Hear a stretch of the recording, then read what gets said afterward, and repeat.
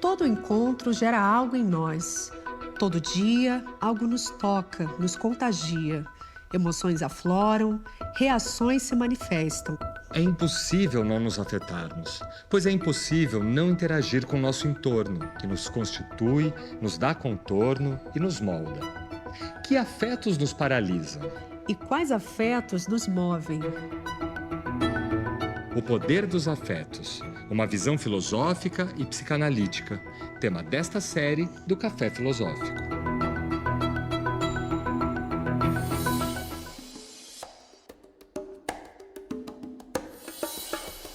Quantas coisas sentimos num único dia de nossas vidas? Quantos afetos agradáveis ou dolorosos o mundo nos provoca?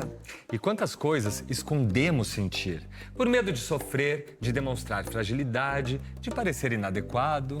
O que o mundo diz que é certo sentirmos? Que afetos aprendemos a buscar e a desejar? Que afetos aprendemos que são os ideais? E o que causa em nós essas tentativas de banir os afetos ditos negativos do nosso repertório afetivo?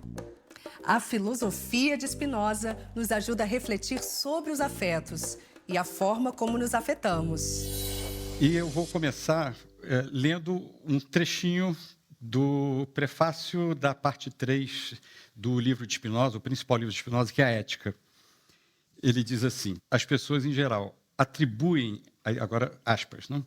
Atribuem a causa da impotência e da inconstância dos seres humanos, não à potência comum da natureza, mas a algum defeito da natureza humana, a qual, por isso, deploram, ridicularizam, desprezam ou abominam. E aquele que for capaz de recriminar a impotência da mente humana de forma mais eloquente, será endeusado.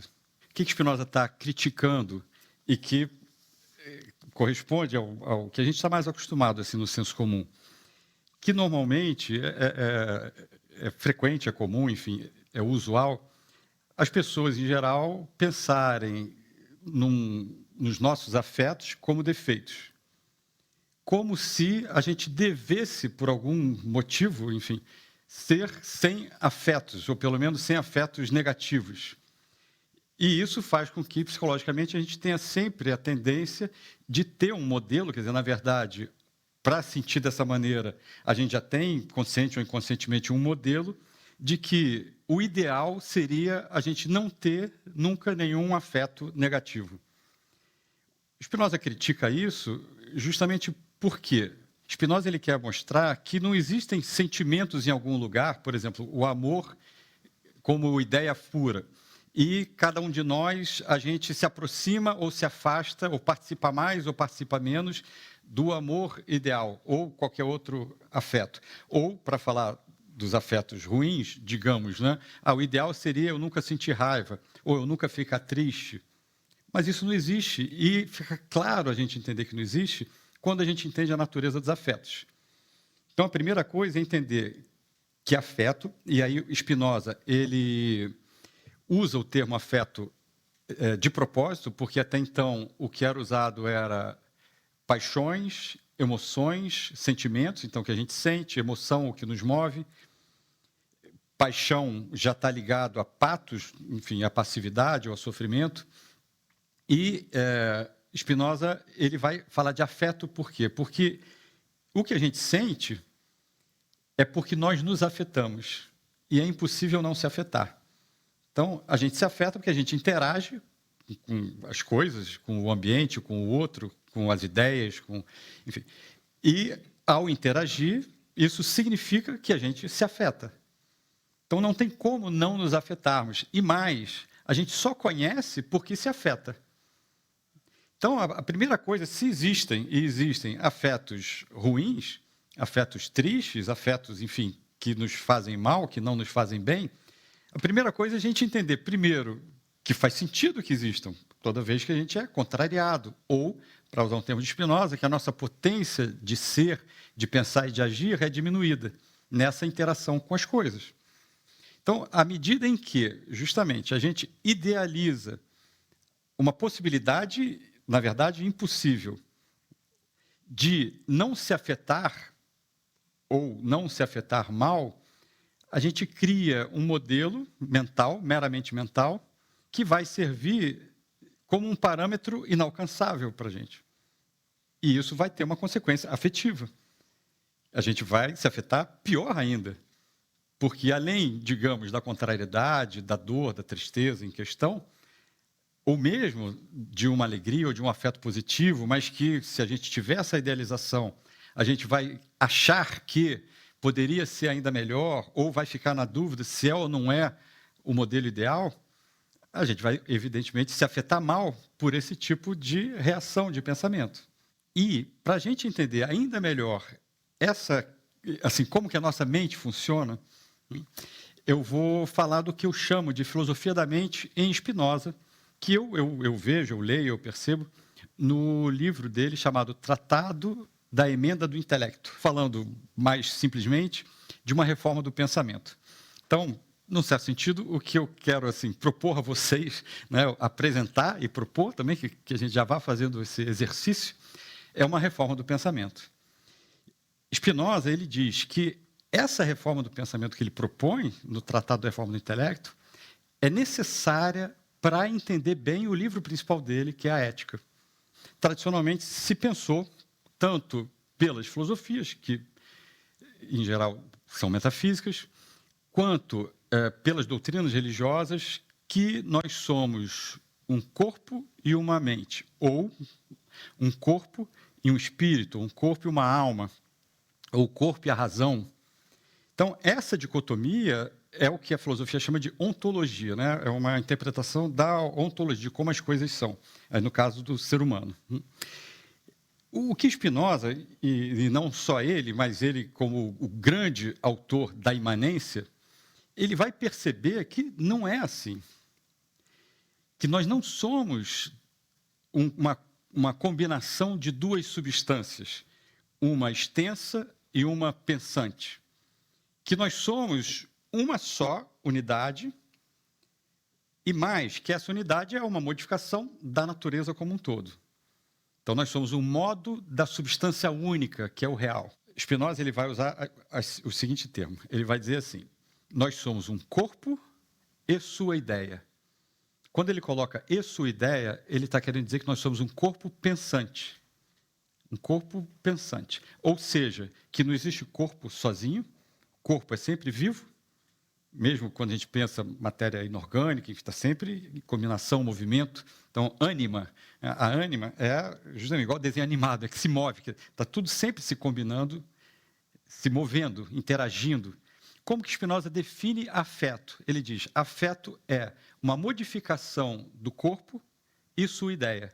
Como que ele define a mente? Ele vai dizer, a mente é essa ideia do corpo e sua ideia. Então, nós somos um corpo pensante, o pensante é a mente. Então, a mente é o quê? Dito no sentido contrário, a ideia do corpo. Então, nós somos uma coisa só, um corpo pensante, um corpo e sua ideia. A mente é o quê? É a ideia do corpo. E a definição do afeto, como eu mencionei, é uma modificação do corpo, a gente está sempre interagindo e, portanto, sempre se modificando, uma modificação do corpo e sua ideia. Como não tem modificação do corpo sem ideia, sem pensamento, o que Spinoza está dizendo? Que nós somos um corpo afetivo e que ser um corpo pensante e ser um corpo afetivo é a mesma coisa. E que, portanto, o afeto é a nossa primeira ideia, o afeto é o nosso primeiro pensamento. Então, quando a gente se afeta, a gente já está pensando. E isso, embora, digamos, possa parecer não familiar, no entanto, é uma experiência corriqueira, cotidiana. Porque, justamente, digamos, a gente ouve uma palestra, vê um filme, ou está andando na rua, acontece alguma coisa que a gente nem está prestando atenção, Aí, às vezes, a gente modifica o afeto, passa a ficar de bom humor, de mau humor, e não está percebendo por quê, foi uma interação afetiva. E se alguém pergunta, não, me fala desse filme, por que você está assim? Nem sei, eu estou assim, nem percebi. A gente não vai tentar justamente explicar, e aí vai saindo justamente todo um raciocínio que a gente fez, que a psicanálise vai chamar a atenção, que é inconsciente, e eu discordo de Freud e Lacan, não é o inconsciente, não, somos nós. É o nosso corpo e sua ideia, é o nosso corpo pensante que raciocina, que pensa, porque o afeto já é o pensamento. Então, a gente pensa ao se afetar, queiramos ou não. Ok, aí a gente pode pensar sobre isso. Quando a gente pensa sobre isso, diz Spinoza, a gente vai tomar essa ideia do corpo, que é o pensamento do corpo, que é o afeto, essa ideia do corpo, como objeto de pensamento. Então, a nossa mente produz uma ideia da ideia do corpo. Aí é o pensamento reflexivo, que pode ser mais ou menos consciente. O Winnicott, ele vai dizer, não existe um corpo sozinho, nós somos um psiquessoma. É igual ao corpo, sua ideia. Nós somos um psiquessoma. Isso quer dizer o quê? É um soma, uma materialidade, um corpo, né, uma materialidade, que é ao mesmo tempo psíquica. E existe uma função do psiquessoma, que é pensar a respeito desse psiquismo. Aí ele vai chamar de mente. Então, nos termos de Winnicott, a mente é uma função do psiquessoma. É bem próximo, né, do que Spinoza acabou de apresentar. Nós somos um psiquessoma, ou seja, o psiquismo é a elaboração imaginativa da atividade somática, definição que o Winnicott dá, ou seja, a nossa mente está o tempo inteiro elaborando as nossas interações, justamente porque a gente se afeta, e a gente tem, o ser humano tem claramente essa função de pensar sobre isso, que em Spinoza vai ser ideia da ideia, né? Ter ideias da ideia. No próximo bloco, quando eu me defendo dos meus próprios afetos, da minha própria vida, do que eu sinto, o horizonte disso, como modelo para a gente entender, é a depressão.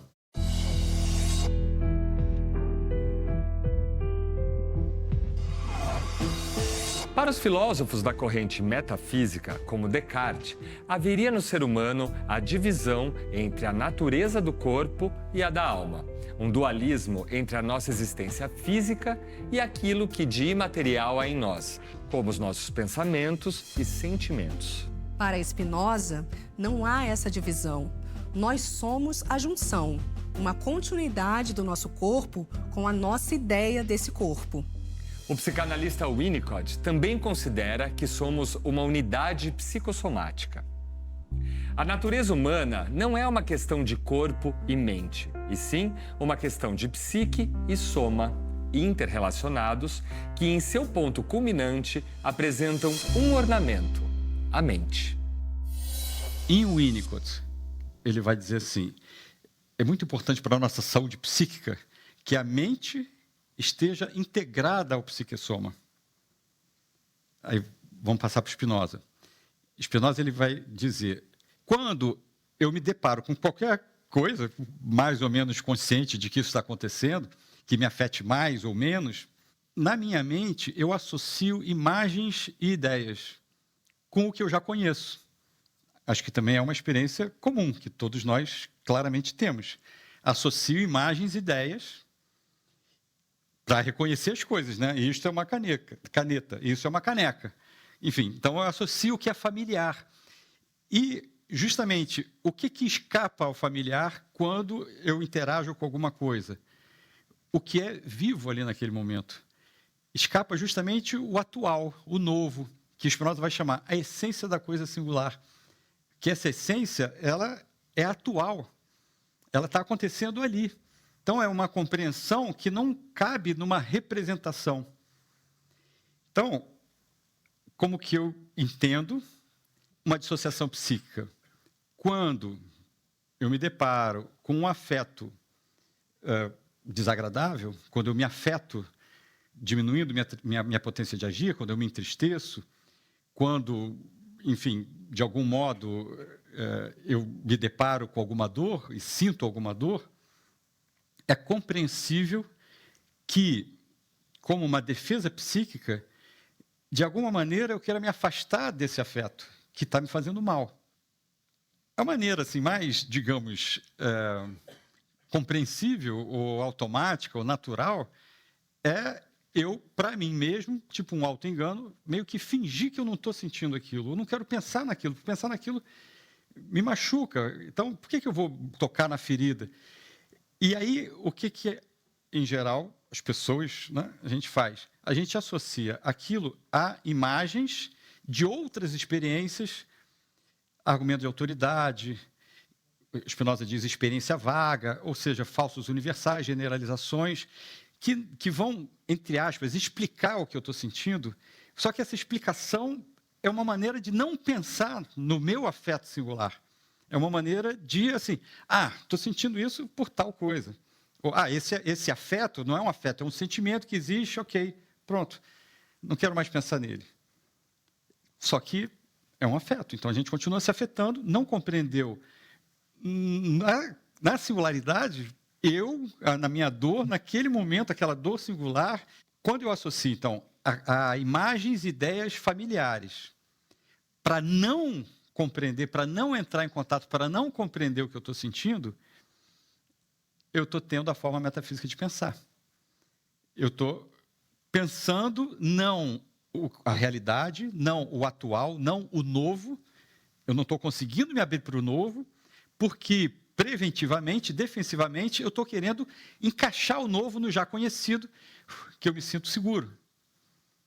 Então, eu não corro nenhum risco de me afetar pior ainda e tudo. Então, já coloquei na caixinha lá da representação do que eu já conheço, tenho uma sensação de controle, não corro riscos afetivos, em compensação, eu me emboto. Eu me fecho para o que eu estou sentindo. Tanto para sentir alegrias, quanto para sentir tristezas também. Porque se a gente não sente, infelizmente, funciona assim, né? Elas continuam, são recalcadas, continuam agindo. Então, a forma metafísica de pensar é claramente uma defesa psíquica e uma maneira de não se pôr em contato com os nossos afetos. E aí a gente pode, claro, não se pôr em contato com os afetos ruins, mas o fato é que a gente não se põe em contato também com os afetos bons. Em uma carta enviada ao matemático Jacques Hadamard, Einstein escreveu: as palavras e a linguagem escrita ou falada não parecem desempenhar papel algum no mecanismo de meu pensamento. As entidades psíquicas que servem como elementos de pensamento são certos signos e imagens. Tomado do ponto de vista psicológico, esse jogo combinatório é a característica principal do pensamento produtivo, antes que se estabeleça um vínculo qualquer com uma construção lógica em palavras ou outros signos comunicáveis aos demais. Apenas numa segunda etapa, as palavras ou outros signos convencionais devem ser desenterrados. Quando o jogo de associações já se estabeleceu suficientemente e pode, então, ser reproduzido. Na mesma carta, Einstein afirma ainda: o que vocês chamam de consciência é apenas um caso limite que nunca se realiza completamente. Neste mesmo sentido, o psicólogo Max Wertheimer conta que Einstein havia lhe dito: raramente eu penso com palavras. Um pensamento vem e somente depois eu posso tentar exprimi-lo em palavras. Como assim, né? Esse pensamento anterior à representação, anterior à linguagem, enfim. E não tem nada de estranho. Eu diria, inclusive, assim, que mesmo as pessoas que estão estranhando Einstein, né, nesses textos, enfim, e cada um de nós que não está habituado a prestar atenção que é assim que a nossa mente funciona, a mente funciona assim para todo mundo. A gente sempre pensa, queiramos ou não. A gente pensa sem prestar atenção em que está pensando. A gente vê em várias experiências, né? Enfim, às vezes, seja para o bem ou para o mal, questões aflitivas ou não, que a gente encontra soluções, né? Nietzsche dizia que ele pensava melhor andando. Quantas vezes a gente não encontra soluções dormindo, justamente quando nosso desejo de controle do pensamento, sem a gente perceber, uma mente que não está integrada ao psiquessoma, quer resolver tudo, e aí fica, né, o pensamento batendo na cabeça. Ansiedade, que é um dos grandes males contemporâneos, é claramente isso, a mente não para. E se a mente não para, o quê? A mente dissociada não para. E quando ela para, ufa, as ideias brotam, a gente é criativo, sem precisar ser uma originalidade social, a gente é naturalmente, espontaneamente criativo.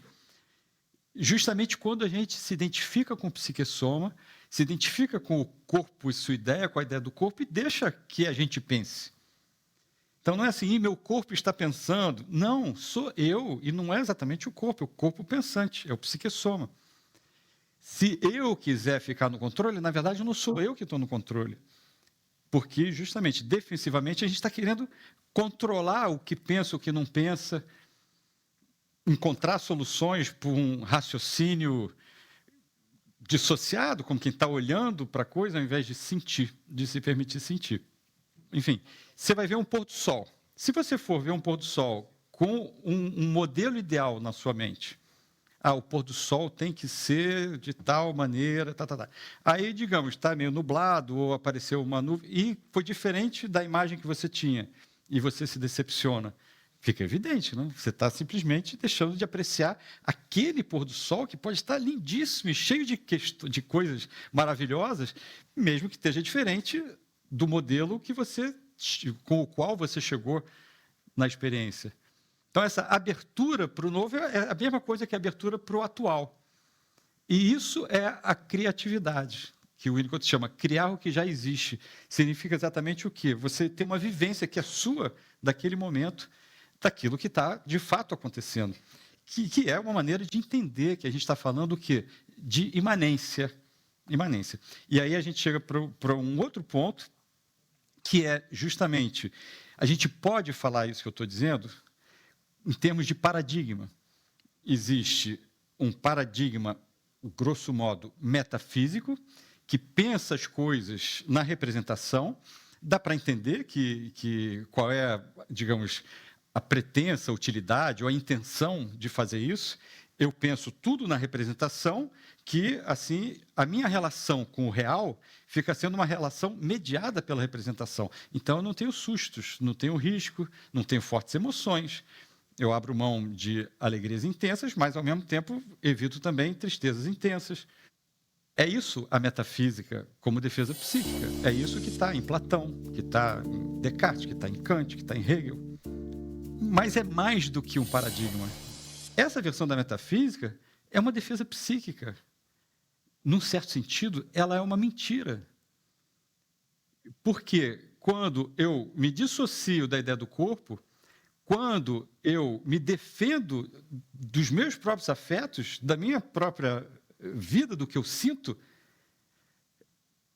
o horizonte disso, como modelo para a gente entender, é a depressão. Por quê? Porque, justamente, eu me afasto da minha força vital, usando o termo do Winnicott, do meu conatus, que é o termo latino que Spinoza usa, da minha potência de vida. Então, para eu estar em contato com a minha potência, eu preciso justamente aceitar essa compreensão dos afetos, que não precisa gerar medo. Historicamente, a própria ideia, digamos, do processo civilizatório foi uma ideia, digamos, uma metafísica posta em prática para se ter justamente todo um aparato cultural de uma sociedade que seria e foi e é funcional a um custo psicológico terrível. E, no entanto, individualmente, mudando essa compreensão, a gente pode entender que a gente pode viver, seja em que contexto for, claro, tem contextos que favorecem e contextos que não favorecem, viver essa criatividade espontânea, essa abertura para os nossos afetos e essa compreensão dos afetos. No próximo bloco, à medida que o desejo aumenta a nossa potência de agir, a gente vivencia uma alegria. À medida em que o desejo, ao contrário, é reprimido, olha o superego, a gente sente a nossa potência de ser e de agir diminuindo, isso é a tristeza.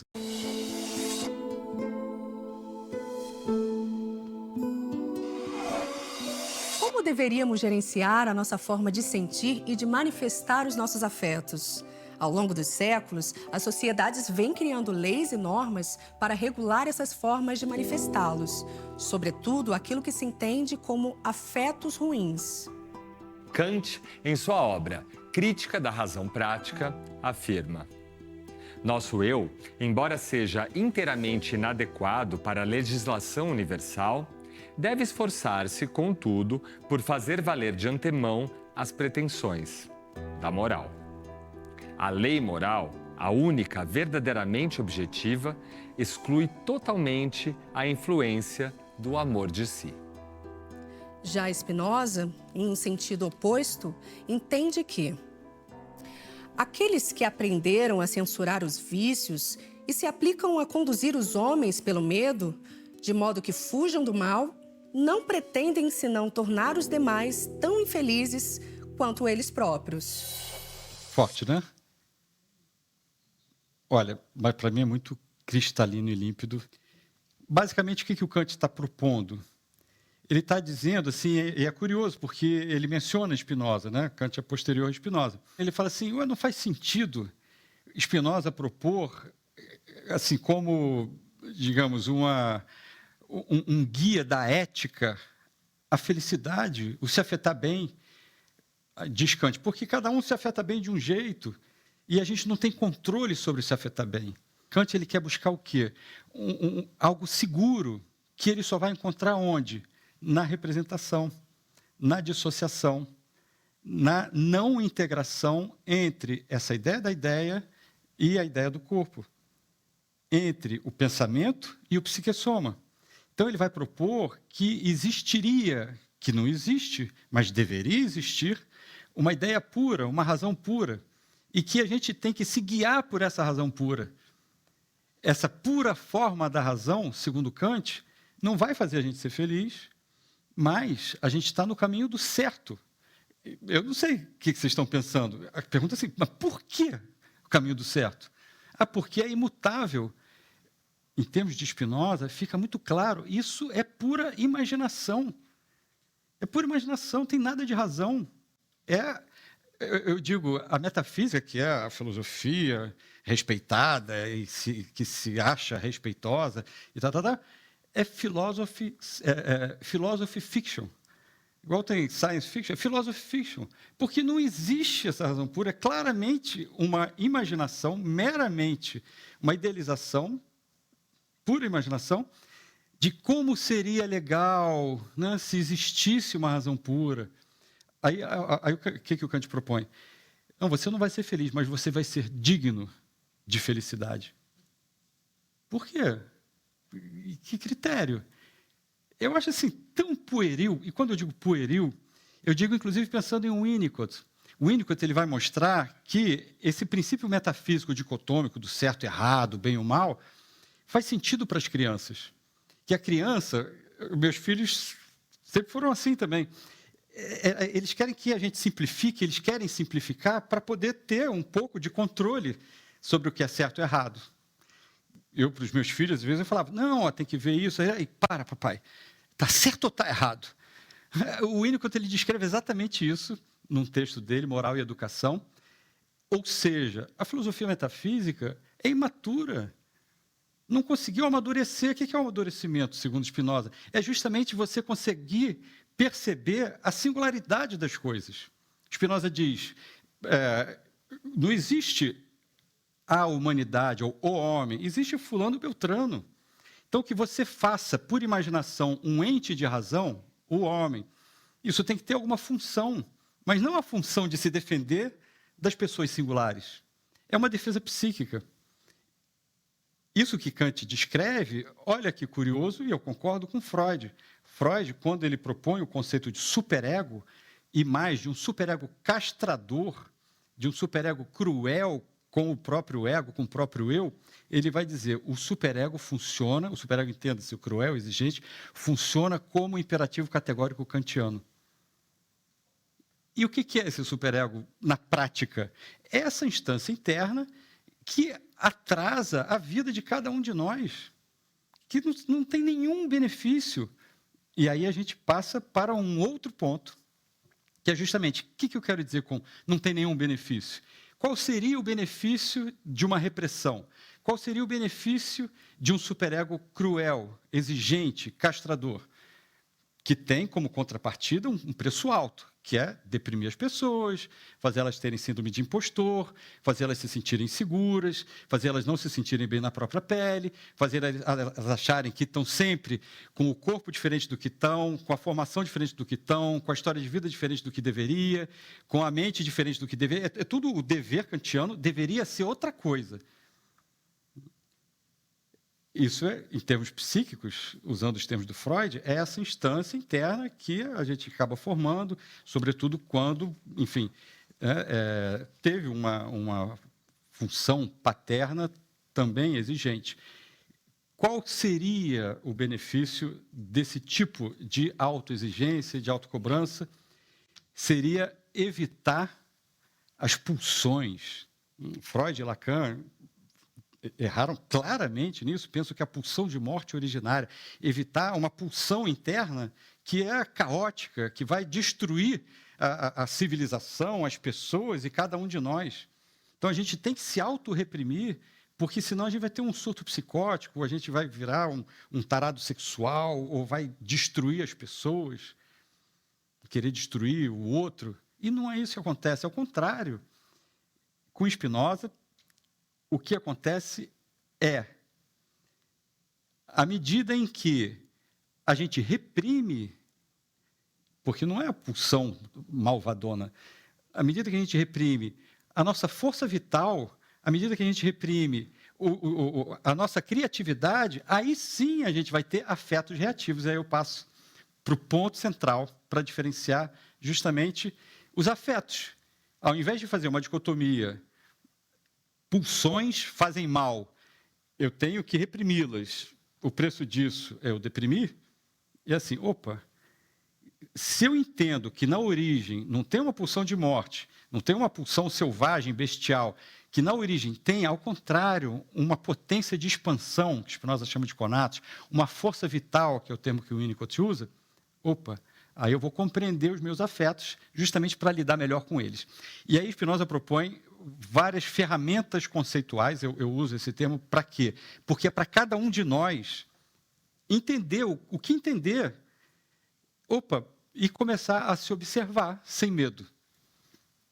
Ele vai falar, os afetos primários são alegria, tristeza e desejo. Desejo é o próprio apetite, as coisas nos apetecem. O bebê nasce, ele é curioso, ele quer tocar nas coisas, ele quer provar da vida. É o apetite, é o desejo. E, à medida em que o desejo é aumentado, à medida em que o desejo aumenta a nossa potência de agir, ele vai falar, a gente vivencia uma alegria. À medida em que o desejo, ao contrário, é reprimido, olha o superego, o desejo é reprimido, a gente se autooprime. A gente se oprime, a gente sente a nossa potência de ser e de agir diminuindo, isso é a tristeza. Segundo par conceitual, afetos ativos e afetos passivos. Os afetos passivos, a tristeza é claramente um afeto passivo. O que define afeto passivo para Spinoza? Existe uma causa externa que eu respondo a ela, ou seja, eu sou reativo, é um afeto reativo. E isso é um afeto passivo. Então, a tristeza é necessariamente passiva, porque se a minha potência de agir diminuiu, que é o que me faz entristecer, é por alguma causa externa. Alguma coisa me contrariou. Ainda que seja introjetada superegogicamente e eu esteja me auto-contrariando e me auto-reprimindo. A tristeza é um afeto passivo. Mas, e aí é o X da questão, existem alegrias passivas. Nem toda alegria é ativa.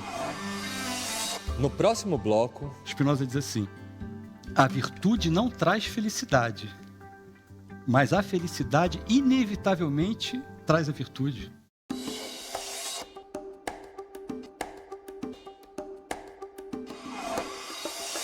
para Spinoza, o afeto, o sentimento, é o resultado daquilo que o mundo nos provoca. Somos afetados logo existimos.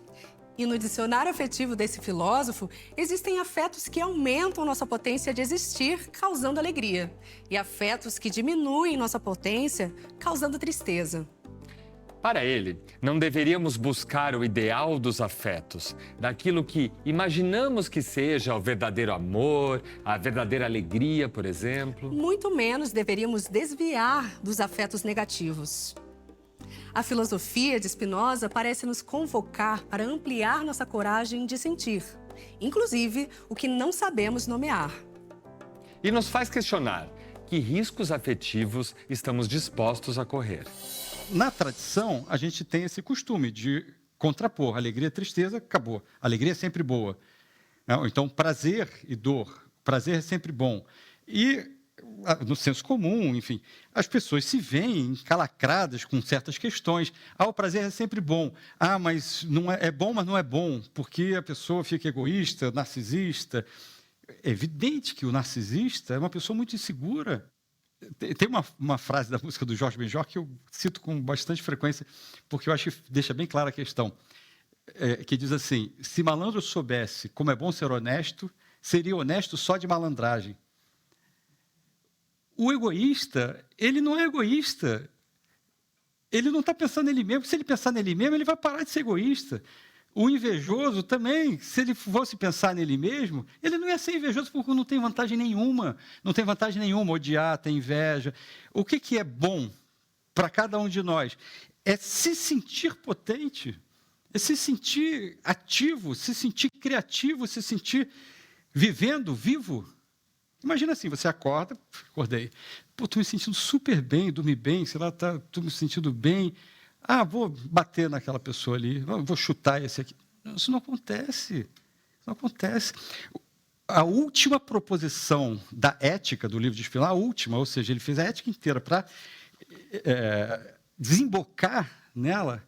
Spinoza diz assim: a virtude não traz felicidade, mas a felicidade inevitavelmente traz a virtude. Porque se você está sentindo bem, não tem por que você ficar com afetos tristes, de ódio, de raiva, de vingança. Ou seja, uma alegria ativa. Então, uma alegria ativa é a alegria que se explica pela minha própria potência. Isso não quer dizer que não é na interação com as coisas. É sempre na interação com as coisas, mas, vamos pensar assim, quando eu tenho duas mãos encostadas assim, qual é ativa, qual é passiva? Nenhuma nem outra. É uma interação. Então, vamos pensar assim, as nossas interações com as coisas, com as pessoas, com os acontecimentos. Quando, nessa interação, a interação é uma causa transitiva, ou seja, desencadeia uma alegria, que é aquele encontro que está desencadeando, não é com outra pessoa, não é com outro pôr do sol, não é com outro ambiente. Aquele encontro atual, singular, real, desencadeia em mim uma alegria que se explica pela minha própria potência, isso é uma alegria ativa. Uma alegria passiva, só para dizer, uma alegria passiva pode ser uma alegria à toa, tipo uma diversão, passatempo, um joguinho, mas uma alegria passiva fica mais clara com as alegrias passivas, diz Spinoza, que são ruins. Por exemplo, você é bem-sucedido numa vingança. Você é bem-sucedido na expressão do ódio. Olhem como isso esclarece questões assim, tradicionais da cultura e da civilização. O que Spinoza está dizendo? Olha só, todos esses prazeres que as pessoas pensam, nossa, a gente tem que controlar o prazer, porque o prazer pode ser ruim, excessivo, né? São alegrias passivas. A alegria ativa não tem excesso. A alegria ativa ela pode ser intensa e nunca vai ser excessiva. É bom que ela seja intensa e ela nunca vai ser excessiva. Porque justamente é uma expansão, é um entusiasmo, enteo, Deus dentro. Então essa diferença ela é crucial. E mais, Spinoza ainda vai falar dos afetos bons e ruins, que não é uma propriedade intrínseca do afeto, é no contexto afetivo. Por exemplo, uma tristeza pode ser boa. Quando, diz Spinoza? Quando ela interrompe uma alegria passiva, compulsiva, excessiva. E aí a gente está, na verdade, com um afeto passivo, fugindo da tristeza, até que em algum momento não dá mais, ou acontece alguma coisa que a gente desmonta. Opa, essa tristeza, que em si é sempre ruim, naquele contexto ela foi boa, porque ela nos tirou de uma compulsão, de uma alegria passiva, que estava impedindo as alegrias ativas. O desejo que surge da alegria é estimulado pelo próprio afeto de alegria. Ao contrário, o desejo que surge da tristeza é refreado pelo próprio afeto da tristeza. Buscaremos entre dois males o menor. A alegria do amor e o desejo podem ser excessivos e maus. Já a tristeza da dor, se a alegria for má, pode ser boa. Eu queria justamente pensar em voz alta aqui, um pouco dessa psicodinâmica que a gente viu nesses trechos do Spinoza. Então, um primeiro exercício, assim, rapidamente. Se a gente for pensar o amor. Como que Spinoza define o amor? O amor é uma alegria, ou seja, um aumento da potência de agir, concomitante à ideia de uma causa externa. Então, ele não diz o amor é causado por um objeto externo, ou por um outro. Ele diz é concomitante à ideia de uma causa externa. Isso explica tanto um amor afeto-ativo quanto um amor afeto-passivo. No amor afeto-ativo, eu amo alguém, ou me sinto amado por alguém, porque na interação com aquela pessoa, eu sinto a minha potência de agir aumentada. Ok, agora, se eu acho que o outro, que é um objeto, uma pessoa, objeto no sentido psicanalítico, não é uma pessoa singular, real, que está se compondo na interação comigo, no dia a dia, etc., enfim, nos encontros, se eu acho que ele é a causa, aí, digamos, um luto vai ser muito mais forte. Ou mesmo, talvez, sentimentos, né, de um ciúme maior, uma possessividade, porque o outro não é a causa eficiente, digamos, não é a causa. O outro ele é a causa transitiva. No encontro com ele, através dele, uma potência que é minha se expande. Aí, certamente, os lutos são reais e são necessários, porque uma outra relação vai ser um outro tudo. Porque não existe o amor. O amor é o nome para uma maneira da gente se afetar. Então, vai ser uma outra coisa. Mas é diferente de, não, o outro é a causa, sem o outro... Isso em qualquer situação, né? Fica talvez mais fácil assim, na relação interpessoal. Bom, um outro ponto sobre o amor que eu acho importante mencionar também, quando a gente pensa paixão, aí tudo bem, a palavra paixão está falando patos, né? Afeto passivo. E é fácil a gente embarcar nas palavras. Spinoza diz, não vamos confundir palavras com coisas. Vamos tentar entender as coisas. A palavra é para expressar, igual Einstein avisou a gente lá no início. A palavra é para expressar o pensamento, o real, as interações afetivas. O que importa é a ideia do corpo. A ideia da ideia a gente adapta, a gente aperfeiçoa. O que importa é o que a gente está vivenciando, sentindo. Quando a gente usa o termo paixão, para mim, claramente, essa palavra encobre dois sentidos. De paixão no sentido patos, ok? Mas também do que a gente pode chamar, como eu mencionei, de entusiasmo. Não é à toa que a gente fala, pô, estou apaixonado pelo que eu estou fazendo, estou apaixonado pelo processo criativo, estou apaixonado por alguém. E o senso comum, e não faltam filósofos e pensadores para repetir, quanto mais recrimina, né, mais é endeusado. Não é à toa que quando a gente fala, a gente está sentindo uma potência. No senso comum, é assim, não, mas essa potência é falsa. Verdadeiro é o amor do mundo das ideias platônico. Ou é a vida insensível que o Kant propôs e incrível, faz o maior sucesso. Não, na vida real a gente sente essa potência.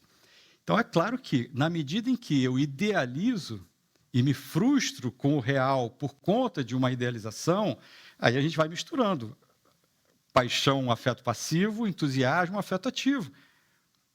Olha que interessante ter essas ferramentas para perceber justamente como, em cada complexo afetivo, a gente pode perceber os aspectos bons e cuidar deles e perceber, opa, o que leva a eles? Em que condições eu me sinto assim? E os afetos ruins, que muitas vezes não é tão difícil assim a gente parar de idealizar, parar de comparar com o modelo ideal, de ter esse pensamento metafísico. Então, esse aqui é o exercício dessa psicodinâmica que Spinoza nos convida para falar ainda de alguns outros afetos importantes. Mas é importante falar de afeto ruim também. Porque quando a gente sente afeto ruim, se a gente não está habituado a entender um pouquinho da psicodinâmica dos afetos ruins, a gente tenta assim, não pensar, e ele continua agindo. Então, pensar no afeto ruim é uma coisa boa, diz Spinoza. Quando eu compreendo uma tristeza, a compreensão é uma alegria ativa. A gente tem essa experiência também. Estou me sentindo mal, não estou entendendo por quê. Nossa, comecei a entender. Aí a gente já... Porque antes ficava aquele mistério. Caramba, sabe, eu estou perdido. Aí eu começo a entender, por isso que eu estou me sentindo mal. E isso já dá uma recuperação desse conato, dessa potência. Um afeto importante, que eu penso também, por exemplo, é o ressentimento. O ressentimento é justamente o quê? Uma mágoa, ok, com as razões lá de se magoar, que, mais ou menos inconscientemente, a pessoa cultiva. Não tem como isso ser bom para a pessoa. Nietzsche ele tem essa frase, né? O ressentimento prejudica muito mais ao ressentido do que ao alvo do ressentimento. A mesma coisa também, que pode estar ligado ao ressentimento, um cultivo do desejo de vingança. É evidente que a pessoa, quando se vinga, ela não se dá por satisfeita, porque a vingança é uma tristeza. Os afetos tristes são autodestrutivos. Então, a gente tem que elaborar isso por benefício próprio. Não é por altruísmo, porque é bonzinho. Não, por benefício próprio. Um outro que está diretamente ligado ao tal do superego, a culpa. Não serve para nada a culpa. O Winnicott ele vai mostrar a culpa é a versão, quando deu errado no nosso psiquismo, do que, no sentido saudável, é o concern, em inglês, o concernimento, o zelo, uma preocupação com os outros, que vai estar ligado ao desejo como afeto ativo, em Spinoza. Spinoza diz assim, o desejo pode ser passivo, né, desejar coisas que não me fazem bem, porque eu justamente estou com o pensamento metafísico, me comparando, competindo, enfim. Mas o desejo ativo, ele vai dizer assim, ele vai chamar de fortitude, e vai dizer que tem dois aspectos da fortitude. Um é a força do ânimo, que é você se sentir potente. E o outro é a generosidade, que ele vai falar, que é o exemplo que eu dei, né? Você acorda bem, você não vai sair batendo no outro. Se você se sente a força do ânimo, naturalmente, não tem por que você não ser generoso e não precisa nem usar essa palavra. Então, isso tudo diz respeito à nossa própria potência. Quando a gente consegue fazer, aos pouquinhos, essa reforma do pensamento, a gente se relaciona diferente com as coisas e se abre mais para a criatividade da própria vida. Inscreva-se no canal do Café Filosófico CPFL no YouTube. E siga nossas redes sociais para mais reflexões. Se a gente lê bem Spinoza, a gente pode entender que Spinoza é um pensador trágico. Trágico é uma palavra pesada, né? Nesse sentido nietzschiano, da beleza trágica da vida, quando Nietzsche entende que amor e dor estão amorosamente enlaçados. Se a gente não quer sofrer, aí a gente vai abrir mão do prazer, da alegria,